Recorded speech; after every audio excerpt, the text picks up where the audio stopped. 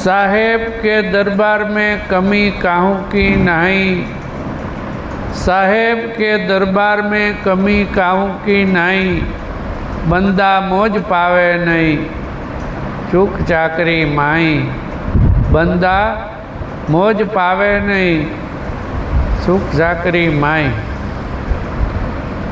अनुभवीने एकलो आनंद मारे वो रे। अनुभवीने एकलो आनंद मारे वो रे। ए भजवा परी ब्रह्म बीजू काई न केवू रे। भजवा परी ब्रह्म बीजू काई न केवू रे। अनुभवीने एकलो आनंद मारे वो रे। एक ज जाणी आत्मा कोईने दुख न देवू रे। एक ज जाणी आत्मा कोईने दुख न देवू रे। सुख दुख आवे सेज माते तो सही ने रेवू रे। सुख दुख आवे सेज माते तो सही ने रेवू रे। अनुभवी ने एकलू आनंद मारेवू रे। उर्मी ने बीजी सणाती अड़गू रेवू रे। उर्मी ने बीजी सणाती अड़गू रेवू रे। समदृष्टि समता ने ग्रही। समदृष्टि समता ने ग्रही आप खोवू रे। आप खोवू रे। अनुभवी ने एकलो आनंद मारेवू रे। ए अनुभवी ने एकलो आनंद मारेवू रे। समदृष्टि ने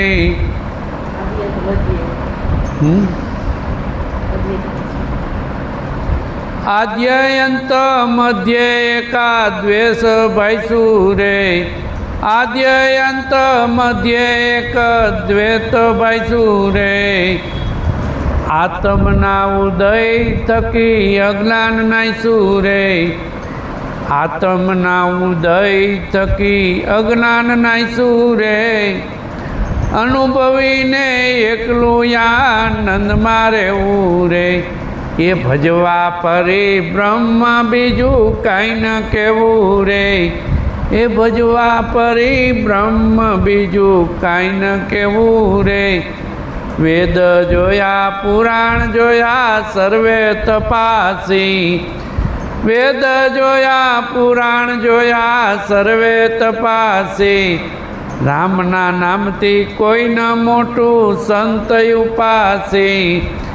ये रामना नामती कोई न मोटू संत उपासी। अनुभवी ने एकलो आनंद मारेवू रे। भजवा परी ब्रह्म बीजू काई न केवू रे। ये भजवा परी ब्रह्म बीजू काई न केवू रे। सद्गुरु ने सेवता मारू मंडड़ू मोयू रे। सद्गुरु ने सेवता मारू मंडड़ू मोयू रे। कृष्ण जी कहे माँ पद्मा एक चित पोयरू रे। कृष्ण जी कहे माँ पद्मा एक चित पोयरू रे। अनुभवी ने एकलो आनंद मारेवू रे। ये भजवा परी ब्रह्म बीजू काई न केवू रे। भजवा परी ब्रह्म बीजू काई न केवू रे। अनुभवी ने एकलो आनंद मारेवू रे। आ साहेबनी साहिबी केवी छे खबर छे? साहेब तेरी साहिबी आ मुख से कही न जाए। जीव मेहंदी के पात में लाली रही छुपाई। आ साहिबी एनी एवी छे के काई केवा जेवी नथी। એટલે કીધું છે કે અનુભવીને એકલું આનંદમાં રહેવું રે। જેને આ નામનો અનુભવ થઈ ગયો છે જેને આ નામ પૈખું છે એ નામનો અનુભવ કહેવાય. શું કહેવાય? એ નામનો અનુભવ છે. એટલે અનુભવીને એકલું આનંદમાં રહેવું. હવે આપણે એકલા હોય તો આનંદમાં હોય કે ન હોય? હે, આ પોતાની લીલા છે અને પોતાની લીલા નિરખીને પોતાને આનંદ કરવાનો છે. કોને આનંદ કરવાનો છે? પોતાને. ક્યાંય કાંઈ જરૂર નથી. જ્યાં પોતે એકલો છે ત્યાં આનંદ છે. ત્યાં એક છે કે બે? એક જ છે. એમાં આનંદમાં રહેવાનું છે. જે પોતાનું સુરતા એમાં લગાડી દે તો આનંદ સ્વરૂપ પોતે જ છે. પોતા સિવાય કોઈ છે નહીં. એટલે કીધું છે કે ભજવા પરિબ્રહ્મ બીજું કાંઈ ન કહેવું રે. હવે આપણે પરિબ્રહ્મને ભજવા હોય તો કોઈને કાંઈ કહેવાપણું હોય તો કયો, કાંઈ પ્રશ્ન હોય તો કયો. કોઈ જાતનો પ્રશ્ન નથી. કારણ કે એક વસ્તુ, જે વસ્તુ આપણે જોતી હતી એ વસ્તુ આપણને મળી ગઈ. પછી ક્યાં કહેવાપણું છે કોઈને? કોઈને કંઈ કહેવાપણું નથી, કોઈને કંઈ પૂછવાપણું નથી. જે આ જગતનો હલાવનાર છે એ ઈશ્વરના દર્શન થઈ જાય, ઈશ્વર મળી જાય, પછી શું પૂછવાનું? જે મેળવવા માટે આપણે મથી છીએ, આ જીવ મથે છે એ ઈશ્વર જ મળી જાય, પછી કાંઈ પૂછવાપણું નથી, કાંઈ કોઈને કહેવાપણું નથી. હા, વસ્તુ ત્યાં છે કે જ્યાં સુધી પોતાના અનુભવમાં ના આવે, પોતાના અનુભવમાં ના આવે ત્યાં સુધી ગુરુનું ચરણ સેવવું પડે છે. પોતાનો અનુભવમાં આવી ગયા પછી, જોઈ લીધા પછી, નક્કી થઈ ગયા પછી તો પોતે જ. અને એમાં ગુરુને પછી જુદા ખરા? એક જ. કાંઈ કરવું પડે નહીં. એટલે કીધું કે ભજવા પરિબ્રહ્મ બીજું કાંઈ ન કહેવું રે. બીજું કાંઈ કહેવા જેવું નથી. એક જ જાણી આત્મા કોઈને દુઃખ ન દેવું રે. કેવું લખ્યું છે એક લીટીની અંદર. ક્યારે સમજાય કે જ્યારે બધાયમાં આત્મા જોવે, ઈશ્વર જોવે. કેનું સ્વરૂપ જોવે? પોતાનું સ્વરૂપ. કેનું સ્વરૂપ? હું તમને કંઈક કહું અને એ મારું સ્વરૂપ હોય તો મારા, હું જે કંઈ કહું છું કોને કહું છું? પોતાને, મને જ કહું છું. આ સમજણ મોટામાં મોટી સમજણ છે કે એકો એકની અંદર આપણે જ્ઞાની હોય, બધું હોય, આપણે જાણતા હોય તો કોઈકને કહું એણે કહી તો આત્મા તો દુખાય કે નહીં? તો પોતાનો જ આત્મા છે ને. એટલે કીધું છે કે એક જ જાણી આત્મા કોઈને દુઃખ ન દેવું રે. કોઈને દુઃખ ન દેવું. પછી કીડી હોય, હાથી હોય, કોઈ પણ હોય, વીંછી હોય, તો એમાં જીવ તો છે કે નથી? બધાયમાં જીવ છે. એટલે એક જ જાણી આત્મા કોઈને દુઃખ ન દેવું. કોઈને દુઃખ. જો આ માર્ગે હાલવું હોય તો પોતાએ પહેલાં મટી જવું પડે. શું થવું પડે? મટવું પડે. એટલે મટ્યા વગેરે આ વસ્તુ પતે નહીં. સુખ દુઃખ આવે સેજમાં તે તો સહીને રહેવું રહે. સુખય આવે અને દુઃખય આવે તો સેજમાં સહીને રહેવું રહે.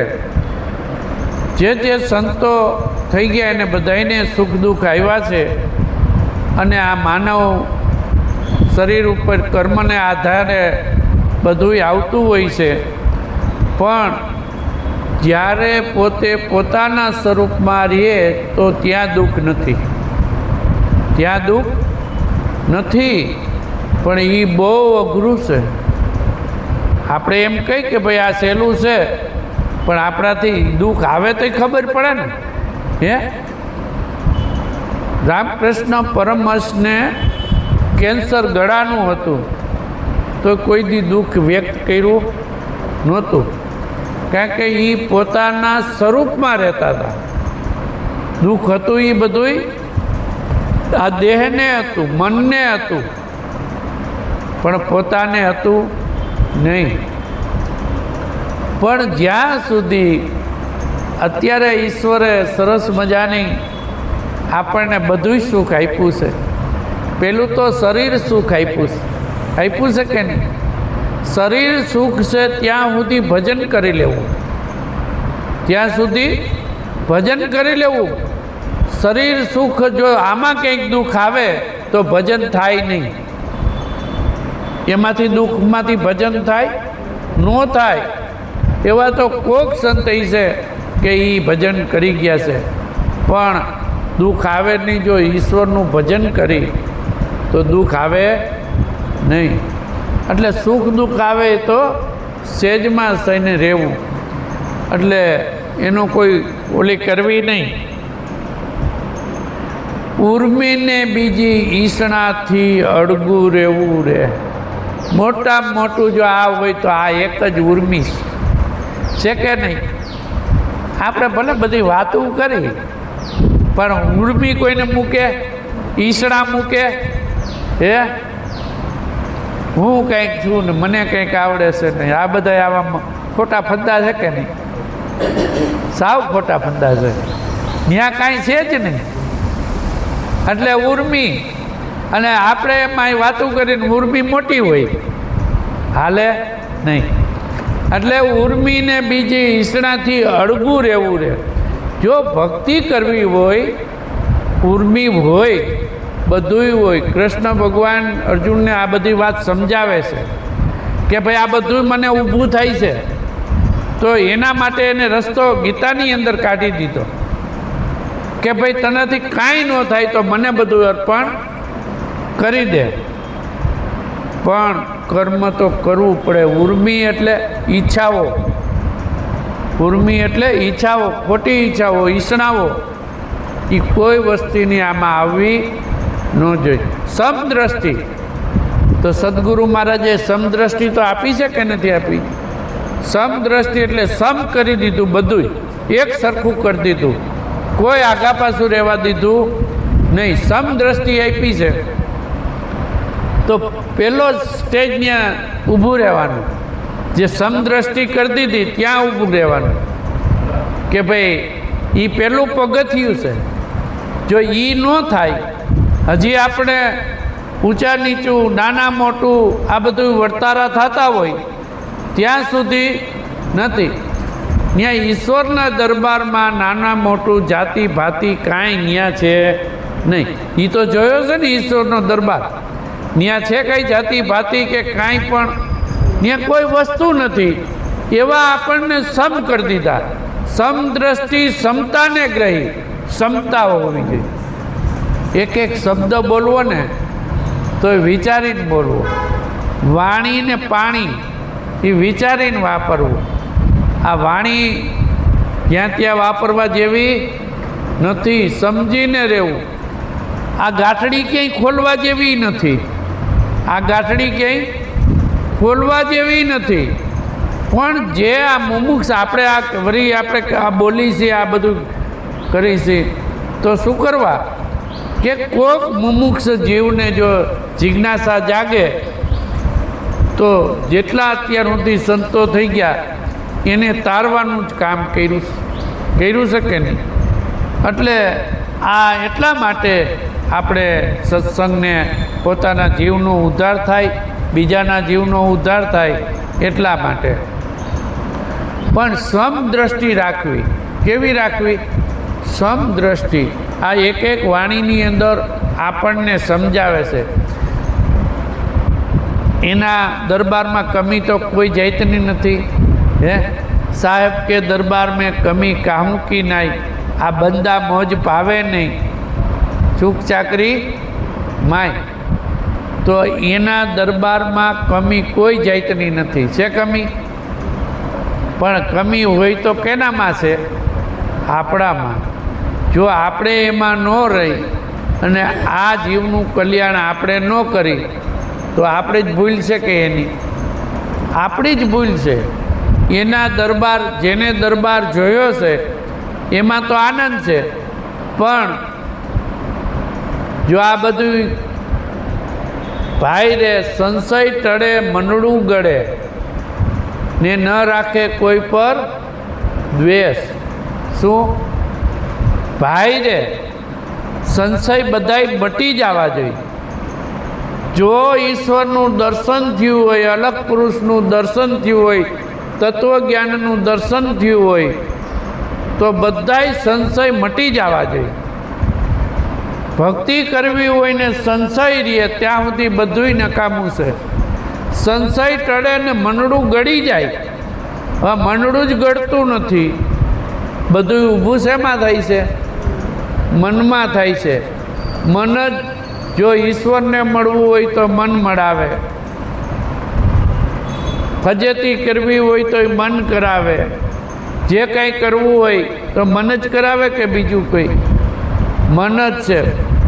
મન તું જ્યોતિ સ્વરૂપ. હવે મનને એને એક જ વિચાર દઈ દઈ તો મનને એક જ વિચાર દઈ દઈ એ ક્યાંય ઊભું રહે એવું નથી. ભાગમ ભાગ કરે એવું છે. મન ક્યાંય ઊભું રહે? દોડા દોડી કરે. એટલે તો એનું નામ એવું રાખ્યું છે. હે એટલે મનમાં બધી વસ્તુ મનમાં થઈ રહી છે, પણ મનને એક વિચાર સત નામનો દઈ દો, ખીલે બાંધી દો મનને, તો શાંત થઈ જાય કે નહીં? નહીં બંધાય. બાંધવું હોય છે તો નહીં બંધાય. એવો આપણે ભલે કહીએ અત્યારે આ સત્સંગ છે એટલી વાર કદાચ બંધાઈ જાય, પણ ભાગા ભાગ કરે, ભાગમ ભાગ કરે. તમે જેવો આમાંથી તમે બહાર નીકળો એવું એ ભાગમ ભાગ કરે. પણ સરસ મજાનું સતગુરુ મહારાજે ખીલો આપ્યો છે, એવો ખીલો આપ્યો છે કે એ ખીલે બંધને બાંધી દો, બધાય વિચાર છોડી દો. અને જો મન ત્યાં બંધાઈ ગયું તો વાત થઈ ગઈ પૂરી. કાંઈ કરવું પડે નથી. તો બીજું કાંઈ વિચારવા પણ ખરું? હે પછી એકલું આનંદમાં ક્યાં રહીએ? કે જ્યાં પોતાનું સ્વરૂપ છે ત્યાં આનંદ સ્વરૂપ છે. પોતાનું સ્વરૂપ એ આનંદ સ્વરૂપ છે કે નથી? તો પોતાને આનંદ સ્વરૂપનો આનંદ આવે પછી આ જગતમાં ગમે ત્યાં જાય તો આનંદ મળે ખરો? ખુદનો આનંદ જો પ્રગટે ને તો આ જગતનો આનંદ એટલે જીવન સાહેબ કહે છે કે આ ખલક લાગે છે બધું મને ખારું રહે. શું લાગે છે? હવે આપણને કેવું લાગે? મીઠું લાગે છે. તો આ જીવન સાહેબ એમ કે ખારું લાગે છે. આપણને મીઠું લાગે છે. કેવું મીઠું લાગે? કે 2-5 જણા ભેગા થયા નથી કેવી ચાલુ થઈ જાય કે નહીં? કેવું મીઠું લાગે? હે ખલક લાગે છે બધું મને ખારું. જ્યારે આ જગત ખારું મંડે લાગવા અને પોતાની ઉપર પ્રેમ મંડે જાગવા ત્યારે આનંદ આવે. ત્યાં સુધી આનંદ આવે નહીં. કારણ કે હજી તો પોતાનો અનુભવ નથી થયો. ત્યાં સુધી તો બીજે મીઠું લાગે જગત.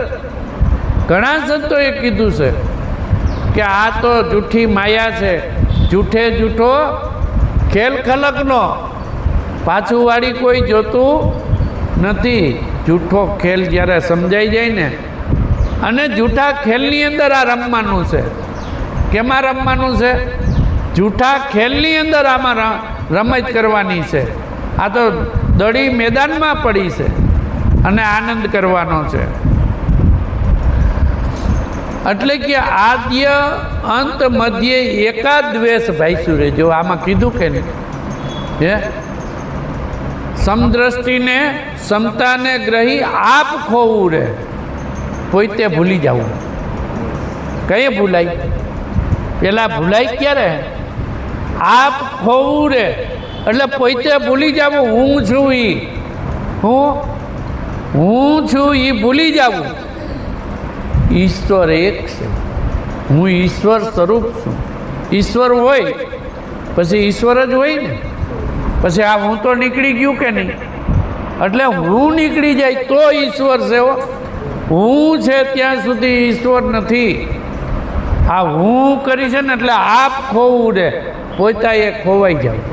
હું નથી એમ, હું નથી એમ, હું ઈશ્વર એક જ, એક ઈશ્વર તું એક જ છો. ત્યાં પછી કંઈ કહેવા પણ નથી. એટલે ત્યાં કહે છે કે ત્યાં આદ્ય અંત મધ્ય એક દ્વૈત ભાઈશું છે. એક જ ભાષા કે બીજું કાંઈ? એક જ, બીજું કાંઈ નહીં, એક જ ઈશ્વર એક છે. આખા જગતનો કરતા હરતા ઈશ્વર એક જ છે, બીજો ઈશ્વર હોય નહીં. બે ઈશ્વર હોય નહીં, બે ભગવાન ન હોય, ભગવાન એક જ હોય. પણ આપણે તો એ ભગવાનને ઓળખા નહીં, એ તત્વને જાણ્યું નહીં. એટલે આપણે પછી પંથમાં ને એમાં વયા ગયા કે આ કે મારા ભગવાન, આ કે મારા ભગવાન, આ કે મારા ભગવાન. અરે ભગવાન એક છે બધાયનો, એ જેટલા નામ લ્યો એનો એક ઈશ્વર કે નહીં? તમે જેટલા નામ આ જગતમાં હોય અને જેટલા થઈ ગયા એ બધાયના ઈશ્વર એક. એ ઈશ્વરને કોઈ ઓળખતું નથી. એ ઈશ્વરને ઓળખે તો બેડો પાર થઈ જાય.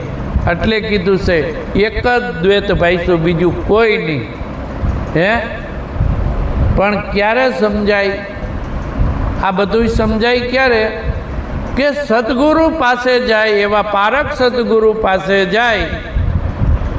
અને આમાં એમ કહે છે કે જેને આત્માને ઓળખાવી દે અને પરમાત્માને ઓળખાવી દે અને પછી એના અનુભવથી આત્મના ઉદય થકી અજ્ઞાન નાઈશું રે. શું થયું? આત્મનો ઉદય થઈ ગયો,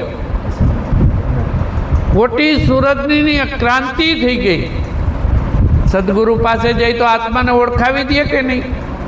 એટલે આત્મને ઓળખાવી દે, આત્મનો ઉદય થકી અજ્ઞાન નાઈશું. આ જગતનું જેટલું અજ્ઞાન હતું એ બધુંય ભાગી ગયું. રોકાણું નહીં, ક્યાંય રોકાય. જેમ સૂર્ય ઉગે અને અંધારું ભાગી જાય એને ભગાડવું પડે ખરું? એમ જ્યારે આત્મનો ઉદય થાય અને ઉદય થાય, આત્મને ઓળખાવે, પરમાત્માને ઓળખાવે, પણ એમાં દિવેલ પૂરવું એ પોતાનું કામ છે હો. નહીતર દીવા ઠરી જાય ભાઈ. હું દિવેલ પૂરવું એ પોતાનું કામ. દિવેલ કેવી રીતે? કે પોતાને પોતે વિસરે નહીં. એ દિવેલ પોતે પોતાને વિસરે નહીં, એ એનું દિવેલ છે, એ એનો પ્રકાશ છે, એ એનો ઉદય થયો કહેવાય. લઈ લીધું, જાણી લીધું, પતી ગયું. એવું આ પતે એવું નથી. એટલે કીધું કે આત્મના ઉદય થકી અજ્ઞાન નાઈશું રે. અજ્ઞાન જે હતું આ જગત રૂપી ભગવાન રૂપી હતું ને, કે આ ભગવાન, કોઈ કે આ ભગવાન, કોઈ કે આ ઈશ્વર, કોઈ એમ કે ઈશ્વર આ કોઈક શક્તિ તો હલાવવાવાળી છે, પણ આમાં કે દેખાતી નથી. અને એ શક્તિ હલાવવાવાળી છે એ સદગુરુ મહારાજ બતાવે કે નહીં? આમાં જે શક્તિ હલાવવાવાળી છે એ શક્તિ બતાવે કે નહીં? એ શક્તિ સદગુરુ મહારાજ બતાવે કે જોઈ લે આ જગતની બધી શક્તિ, આ એક જ શક્તિથી આખું જગત હાલી રહ્યું છે. પણ વેદ જોયા, પુરાણ જોયા, સર્વે તપાસી. વેદોમાં મથી થાક્યા. અમારે એક ભાઈ રાજકોટ છે, મને આ બધું મોકલા રાખે છે. અને વેદનો એક આખો એને એક રૂમ આખો વેદનો ભીરો છે. મેં કીધું તમે વેદમાં ગમે એટલું તપાસો નહીં મળે. વેદમાં ગમે એટલું તપાસી મળશે? વેદ જોયા, પુરાણ જોયા, પુરાણમાં ઈશ્વર નહીં મળે, લખેલો ક્યાંય નથી. કંઈ કંઈ લખવામાં આવ્યો નથી તો મળે ક્યાંથી? ગમે એટલી મહેનત કરી પણ મળે નહીં. એટલે કે વેદ જોયા, પુરાણ જોયા, સર્વે તપાસી. આપણે બધું તપાસીને આવ્યા કે નહીં? વેદમાં ન મળ્યું, ગીતામાં ન મળ્યું, હે પુરાણોમાં ન મળ્યું, ક્યાંય ન મળ્યું. પણ સદગુરુ પાસે ગયા તો તરત જ ઈશ્વરના દર્શન કરાવ્યા કે નહીં? સદગુરુ પાસે ગયા તો તરત જ ઈશ્વરના દર્શન કરાવ્યા. એટલે આ વેદમાં મળે એવું નથી, પુરાણમાં મળે એવું નથી. તપાસી જુઓ, ક્યાંય પણ મળે તો પછી કરવું પડે શું? કાંઈ કરવું ન પડે. કરવું પડે હવે વેદ વાંચવા પડે, પુરાણ વાંચવું પડે, ગીતા વાંચવી પડે? કાંઈ નહીં, કોઈ વાંચવું ન પડે. પણ વાંચવા માટે એટલા માટે હું કહું છું કે વાંચવું પડે નહીં, પણ જે અખંડ તત્વ છે એનું બધાયમાં એમાં હળંગ વર્ણન કરેલું છે.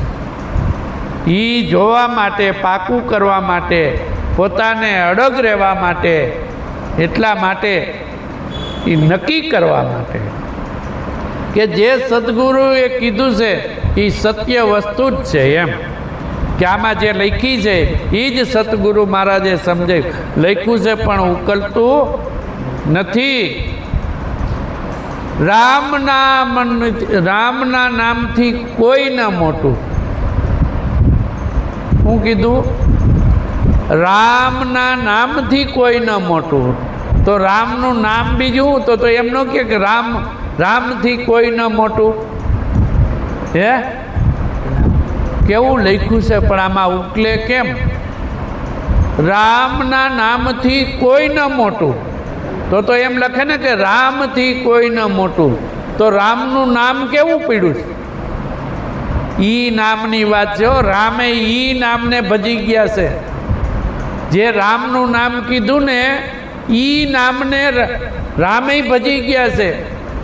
ઈ નામની વાત છે. એટલે કીધું કે રામના નામથી કોઈ ન મોટું સંત ઉપાસી. આ એક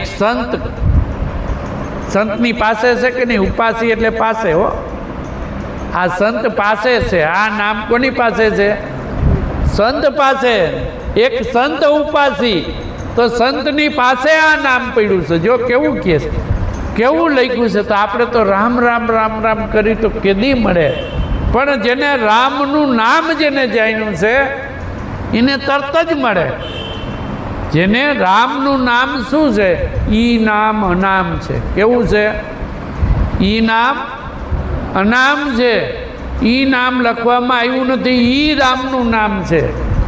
એક દશરથ કે બેટા રામ, એક સબગટ બેઠા રામ, એક સબસે ન્યારા રામ, એક જ્યોતિ પ્રકાશા રામ.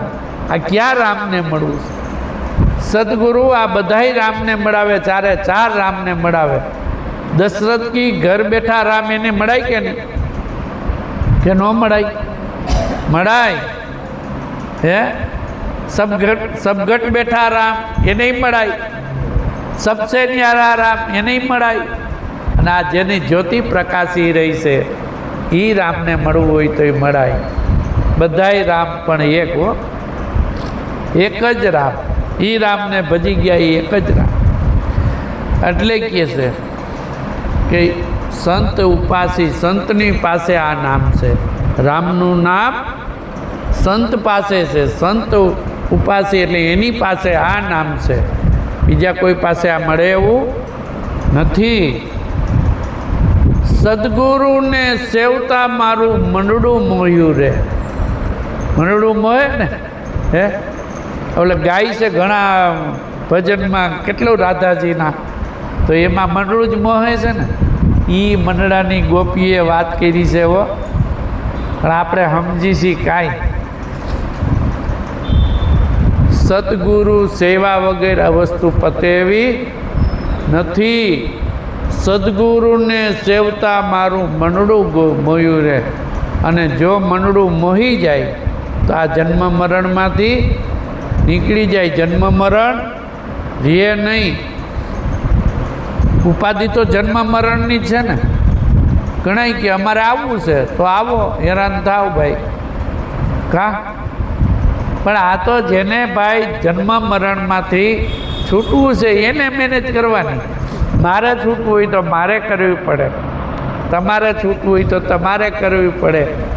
અને આ નામ જેને જાણ્યું છે તો થાય, નહીતર જવાય નહીં. ઘર જેને પોતાનું જોયું છે, ઘર જોયા વગર આ વસ્તુ પતે એવી નથી. ઘર જ જોવાનું છે ને પોતાનું. એ ઘર સદગુરુ મહારાજ બતાવી દે કે જો આ તમે ઘરેથી આવ્યા છો અને આ તમારું ઘર છે અને તમારે આ ઘરે જવું છે, તો તમારું ઘર તમે યાદ રાખો ભાઈ. બરોબર છે કે નહીં? એટલે જે પોતાનું ઘરે જવું છે એ ભોજા બાપા એમ કહે કે જે ઘીરે મૂવા પછી જવું એ ઘર જીવતા જોઈ લ્યો મારા વાલા. જે મૂવા પછી જવું, મૂવા પછી જવાતું નથી. એટલે એ તો કીધું એને, પણ મૂવા પછી જવાતું નથી. આ જીવતા જોયું હોય તો જવાય. કૃષ્ણજી કહે મહાપદમાં એક ચિત્ત પોયરું રે. શું કહે છે? કૃષ્ણજી એક સંત થઈ ગયા. કૃષ્ણજી આપણા ગુજરાતમાં જ કૃષ્ણજી કહે મહાપદ. મહાપદ છે કે નહીં? એ મહાપદ છે. અને મહાપદમાં એક ચિત્ત પોયરું રે. ખાલી ચિત્ત જો એમાં જ આવી ગયો ખીલો કે ન આવ્યો? એક મહાપદ પડ્યું છે. હવે એ મહાપદ આપણે આ જગતમાં ગાય બધું કરી, પણ મહાપદ એમ જડે નહીં. નગર આપણે મહાપદ તો ગાય છીએ પણ એમ જડે નહીં. એટલે મહાપદમાં એક ચિત્ત પોયરું રે.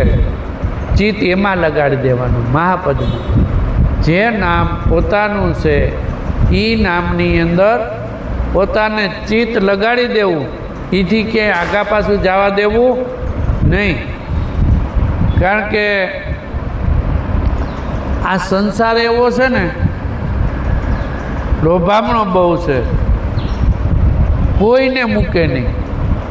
હમણાં ભાઈ ગાયું, આ જોગીને ન મૂકે, તપસીને ન મૂકે, કોઈને ન મૂકે, જ્ઞાનીને તો ગોતીને મારે કે નહીં. એટલે જેને અભિમાન આવ્યું છે, ગર્વ આવ્યો છે, એને આ ભક્તિ કરવાનું. આપણું મન હંમેશા એકદમ નિર્મળ, એકલા હોય તો એ નિર્મળ રાખવું. કોઈક બેઠા હોય તો પ્રયાસ કરવો નિર્મળ રાખવાનો. પછી કંઈક નિર્મળ ન રહીએ, કોઈક કંઈક કહી દે અને નિર્મળ ન રહીએ તો પતે નહીં. આ શીખવાનું છે, સમાજમાં રહીને શીખવાનું છે કે આપણે આપણું ઉદ્ધાર આપણો કરવો છે, મને આપણું નિર્મળ રાખવું છે. બીજું, મનની અંદર કપટ ન રાખવું. ગીતામાંય કીધું છે કે કપટ છોડીને સરળ ભાવે પ્રશ્ન પૂછવાથી. કપટ ન રાખવું કોઈ પણ કાર્યની અંદર. જે કાર્ય કરતા હોય, કોઈ આપણે આખા દિવસ તો કાર્ય કરતા હોય, પણ કપટ ન રાખવું ક્યાંય પણ. મનની અંદર કપટ રાખવું નહીં.